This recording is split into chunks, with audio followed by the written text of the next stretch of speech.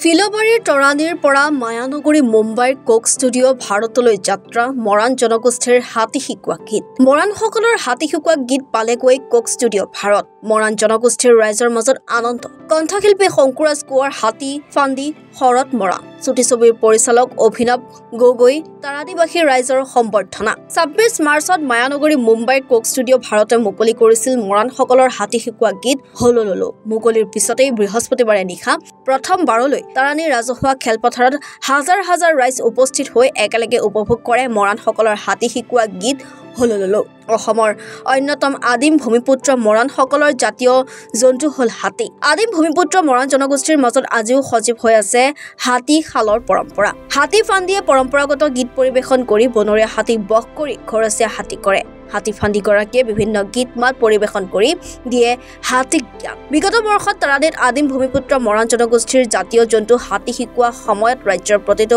বাতৰি কাকতত প্ৰচাৰ হৈছিল ছবিৰ নিৰ্মাতাসকলেও তাৰাণীত আহি কেইবাদিনো থাকি নিৰ্মাণ কৰিছিল ছবি তেনে এক ছবিত হাতী ফান্দি শৰৎ মৰাণে পৰিৱেশন কৰা গীত হলললো পাই আকৰ্ষণ কৰিছিল জনপ্ৰিয় কণ্ঠশিল্পী শংকুৰাজ কোঁৱৰক ইয়াৰ পিছতে গীতটি বাণীবদ্ধ কৰা মায়ানগৰী মুম্বাইৰ জনপ্ৰিয় কোক ষ্টুডিঅ' ভাৰতক প্ৰেৰণ কৰিছিল শিল্পীগৰাকীয়ে কোক ষ্টুডিঅ' ভাৰতে গীত লাভ কৰাৰ পিছত হৈ পৰে আকৰ্ষিত লগে লগে জনপ্ৰিয় কণ্ঠশিল্পীগৰাকীক মায়ানগৰী মুম্বাইৰ জনপ্ৰিয় কোক ষ্টুডিঅ' ভাৰতে বাণীবদ্ধ কৰিব বুলি আশ্বাস প্ৰদান কৰে প্ৰায় 6 মাহৰ অন্তত কোক ষ্টুডিঅ' ভাৰতে মুকলি কৰি দিয়ে ২৬ মাৰ্চ তাৰিখে হলললো গীতটি গীত মুকলি হোৱাৰ পিছতে ব্যাপক সমাদৰ লাভ কৰিছে অকল ভাৰততে নহয় পাকিস্তান বাংলাদেশ নেপাল আদি দেশতো সমাদৰ লাভ কৰিছে গীতটোৱে তাকে সঁচাকৈ যেন সপোন এটা আজি দি থবলৈ পৰিণত হৈছে আৰু ইমান সুন্দৰ এটা পৰিৱেশ আপোনালোকে নিশ্চয় দেখা পাইছে অলপ আগতে হাতী পোৱালি এটাও আহিছিলে ইমান সুন্দৰ ৰাইজ সুন্দৰ ষ্টেজ এখনত আমি একেলগে গীতটি উপভোগ কৰিলোঁ স্ক্ৰীণত প্ৰজেক্টৰ আৰু মোক খুব ভাল লাগিছে খুব গৌৰৱ অনুভৱ কৰিছোঁ যে অসমৰ এনেকুৱা এটা সম্পদ আমি আন্তঃৰাষ্ট্ৰীয় পৰ্যায়লৈ লৈ যাবলৈ সক্ষম হৈছোঁ যিমান পাৰোঁ চেষ্টা কৰিছোঁ নিজৰ ফালৰ পৰা এতিয়াও শিকিবলৈ বহুত বাকী আছে আৰু শিকি যাম আৰু ৰাইজক এনেকৈ সৃষ্টি এনেকুৱা ধৰণৰ গান নতুন নতুন সৃষ্টি আমি দি যাম এইটো আচলতে কোক ষ্টুডিঅ' ভাৰতৰ মই কৃতজ্ঞতা জ্ঞাপন কৰিব লাগিব কাৰণ কোক ষ্টুডিঅ' ভাৰতৰ মূল কনচেপ্টটোৱে হৈছে ফিউজন বা এক্সপেৰিমেণ্ট আৰু তেওঁলোকে এইবাৰ আমাৰ কাষ চাপিলে অসমৰ কাষ চাপিছে তেওঁলোকে বিচাৰিছে যে অসমৰ এনেকুৱা কিছুমান লোকগীত হওক বা ফ'ক এনেকুৱা কিছুমান সুৰ তেওঁলোকে আমাৰ পৰা বিচাৰিছিলে চিন্তাটো আৰম্ভণিৰ পৰাই ফিউজনক লৈ আছিলে সেইটো সময়ত সেই চিন্তাটো কৰি থাকোঁতে যে কি কৰা যায় কেনেকৈ গীত সৃষ্টি কৰা যায় তেতিয়া সেইটো সময়ত মই শৰৎ মৰাণ ডাঙৰীয়াৰ বিষয়ে মই কথা গম পালোঁ আৰু তেখেতৰ হাতী শিকোৱা এই প্ৰথাটো আৰু হাতী শিকোৱা নামখিনি সৈতে মই অৱগত হ'লোঁ কাৰণ সেইটো সময়ত মোৰ ভাইটি এজনে এই হাতী শিকোৱা প্ৰথাটোৰ ওপৰত এখন তথ্যচিত্ৰ নিৰ্মাণ কৰি আছিলে আৰু তেনেস্থলত ময়ো তাৰ লগত কথা পাতি থাকোঁতে সেই হাতী শিকোৱা নামখিনি মই তথ্যচিত্ৰখনত শুনিবলৈ পালোঁ তেতিয়া মোৰ মনলৈ আহিলে যে এই হাতী শিকোৱা নাম যিটো ইমান এটা ধুনীয়া এটা সুৰ ইমান ধুনীয়া এটা সম্পদ এইটো লাহেকৈ হেৰাই যাবলৈ ধৰিছে অসমৰ পৰা গতিকে এইটো লৈ কিয়নো আমি এটা এক্সপেৰিমেণ্ট কৰি নকৰোঁ গতিকে চিন্তাটো তেনেকৈ আহিলে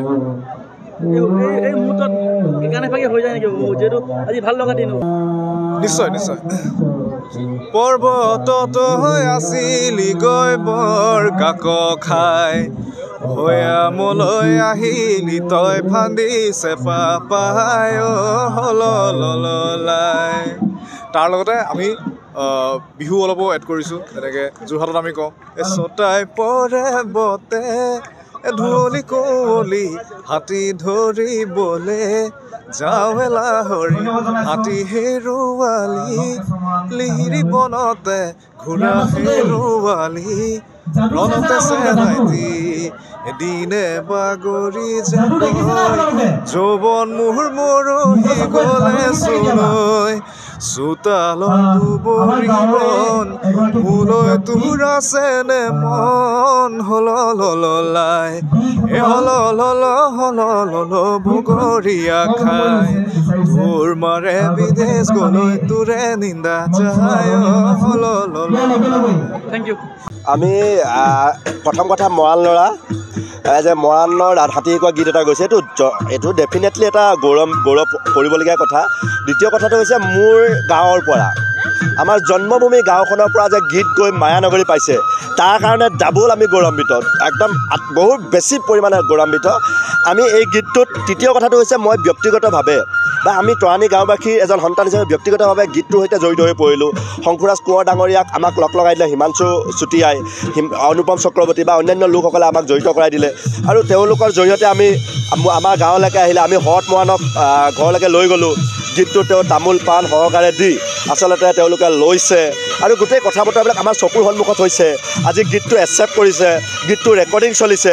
ভিডিঅ' চলিছে, এই কথা বতৰাবিলাক যে আমি গম পাই আছোঁ। নিশ্চয়কৈ এনেধৰণৰ আমাৰ চকুৰ সন্মুখতে লহপহকৈ গীত এটাই যেতিয়া বিশ্ব পৰ্যায়ত খ্যাতি লাভ কৰে, যিটো গীতে পাকিস্তানত খলকনি লগাইছে, যিটো গীতে অন্যান্য প্ৰান্তত অন্যান্য ৰাষ্ট্ৰতো জনপ্ৰিয়তা অৰ্জন কৰিবলৈ সক্ষম হৈছে বা মানুহে চাইছে, এই কথা বতৰাবিলাক গম পাই আমি সঁচাকৈ তৰাণী গাঁৱৰ ল'ৰাখিনিয়ে, তৰাণী গাঁৱৰ ৰাইজে আমি শংকুৰাজ কোঁৱৰ ডাঙৰীয়াৰ ওচৰত ঋণী হৈ থাকিম। তেওঁ আমাৰ শৰৎ মৰাণ ডাঙৰীয়া যাৰ পৰা গীত নিছে, তেওঁৰ যিধৰণে আশীৰ্বাদ কৰিছে, তেওঁ যিধৰণে গীতটো আগবঢ়াই দিছে, সেইধৰণে তেওঁ গীতটো গাবলৈকে চেষ্টা কৰিছে। আমি তেওঁক এই কথা বতৰাখিনি ইয়াত ভাল পাইছোঁ আৰু ধন্যবাদ জ্ঞাপন কৰিছোঁ। বিতৰ্কটো হ'ব নালাগে, বিশেষকৈ আমাৰ চকুত পৰিছে তিনিটামান কথা। এটা হৈছে গেল বুলি এটা শব্দ প্ৰয়োগ। এই গেল শব্দটো মোটামুটি তেওঁলোকে ক'ব বিচাৰিছে যে বাংলাৰ প্ৰভাৱ এটা পৰা বুলি ক'ব বিচাৰিছে। মই কেইবাবাৰো শুনিলোঁ শব্দটো, গেল নহয় আচলতে গ'ল ঐ, বিদেশ গ'ল ঐ, এনেকৈ বুলি গানটো গাইছে। আৰু এইটো শুধৰাই দিছোঁ। 2 নম্বৰ কথাটো কৈছে যে এইটো নিচুকনি আৰু খেৰী বুলি কৈছে। এই কথাটো সঁচা নে প্ৰথম অৱস্থাত নিচুকনি আৰু খেৰী হিচাপে গীতটো গোৱা হয় আৰু যেতিয়া পৰৱৰ্তী দিনকেইটাত 1 দিন 2 দিন 3 দিন 9 দিন 13 দিনমানলৈকে এই ধৰণৰ চলি থাকে, পৰৱৰ্তী দিনকেইটাত ই গানলৈকে ৰূপ লয়, ফূৰ্তি কৰে, নাচ বাগ কৰে। আমি ইয়াতে ঢোল টিং এনেকৈ বজাই লৈ এইবিলাক বাদ্যযন্ত্ৰী হিচাপে ব্যৱহাৰ কৰি আমি হাতী শিকোৱা স্থলীত নাচ বাগ কৰা আমি দেখিছোঁ। সেইকাৰণে কৈছোঁ যে এই ধৰণে এটা শংকুৰাজ কোঁৱৰে যিটো স্পীডত গানটো গাইছে, এই স্পীডক লৈ বিতৰ্ক হ'ব নালাগে। আপোনালোকে হাতী শিকোৱা স্থলীলৈকে আহিব। আমি বেলেগ হাতী ফন্দিবিলাকে কেনেধৰণে শিকাইছে নাজানো, কিন্তু শৰৎ মৰাণক আমি দেখিছোঁ যে তেওঁ শেষৰ দিনকেইটাত এইটোক লৈ এটা ফূৰ্তি ফাৰ্তা হয়, নাচ বাগ হয়, এই একেটাকে গায়। খেৰী হিচাপেও গাইছে, নিচুকনি হিচাপেও গাইছে আৰু গীত হিচাপেও পৰে। যেনেকৈ আমি ধৰ্ম হুঁচৰিত পদ এটা যেতিয়া জোৰোঁ, প্ৰথমতে ধৰ্মীয় পদ হৈ থাকে আৰু পৰৱৰ্তী সময়ত সেইটোকে এটা আমি নাচ বাগ কৰিব পৰা এটা পৰ্যায়লৈকে ঢোলৰ খুঁটলৈকে গুচি যায়। তো এই ধৰণৰ কথা বতৰাবিলাক আছে, আমি ক'ব নালাগে ধৰ্মীয় কথা বতৰাবিলাক। তথাপি গীত গৈ যেতিয়া আমাৰ কোক ষ্টুডিঅ' পাইছেগৈ, তেতিয়াহ'লে এই কথা বতৰাবিলাক আমি এই ধৰণে আমি দাদাৰ পৰা যিখিনি কথা বতৰা পাইছোঁ সেইধৰণে আমি ক'ব বিচাৰিছোঁ। আপোনালোকক চেনেলক মই ধন্যবাদ জ্ঞাপন কৰিছোঁ। আমাৰ ইমান ভিতৰুৱা এখন গাঁৱলৈ আহি য'ত নেকি আপোনালোকে নিউজ কৰিছে, মই আপোনালোকক অশেষ ধন্যবাদ জ্ঞাপন কৰিছোঁ। আৰু লগতে মোৰ হাতী শিকোৱা যিটো পদক্ষেপ সৰুকালৰ পৰাই মোৰ মানে লগ্ন বুলি ক'ব লাগিব। আৰু মোৰ গুৰুৱে যেনেকৈ হাতী শিকাবলৈ প্ৰচেছ শিকালে মই তেনেধৰণে শিকাই আছোঁ। প্ৰথমে হাতী পোৱালি শিকাওঁ মই একেবাৰে নৰ্মেলত, মানে হাতেৰে মোহাৰি সৰু ল'ৰাক মোহাৰা নিচিনাকৈ, তেতিয়া নিচুকনি বা খেৰী মাতৰ নিচিনাকৈ গাওঁ। তাৰ পাছত গৈ অকণমান হাতীজনী চিধা হ'ল বা হাতী পোৱালিটো চিধা হ'ল, তেতিয়া টিং ঢোল চাকচনি মাৰি এনেকৈ বজোৱাই গাঁৱৰ মানুহ বহুতো সমবেত হয়। তেওঁবিলাকৰ লগত মানে ফূৰ্তি কৰি আমি নাচ বাগো কৰোঁ আৰু ফটকা আদি কৰি ফুটোৱাওঁ। আগততো বন্দুকো ফুটোৱা আছিলে, যেতিয়াৰ পৰা চৰকাৰে বন্দুকবোৰ লৈ গ'ল তেতিয়াৰ পৰা আমি ফটকা ব্যৱহাৰ কৰোঁ। গতিকে আমি যিজন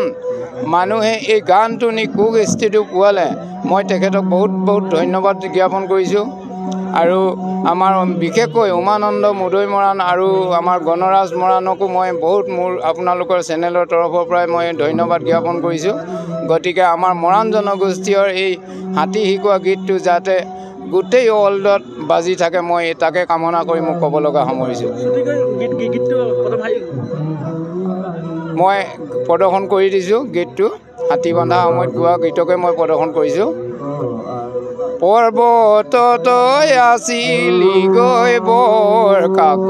খাই, ভৈয়ামলৈ আহিলি তই ফান্দিছে পাপাই, হললাই হললৈ হললৈ বগৰীয়া খাই। তোৰ মাৰে বিদেশ গলৈ তোৰে নিন্দা যায়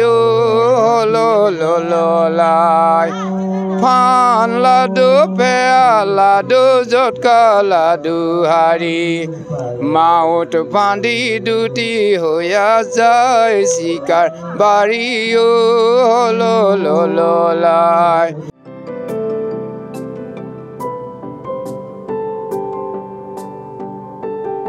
ডুমডুমাৰ পৰা ৰঞ্জিত ছাত্ৰীৰ ৰিপৰ্ট এনি ভাৰত 24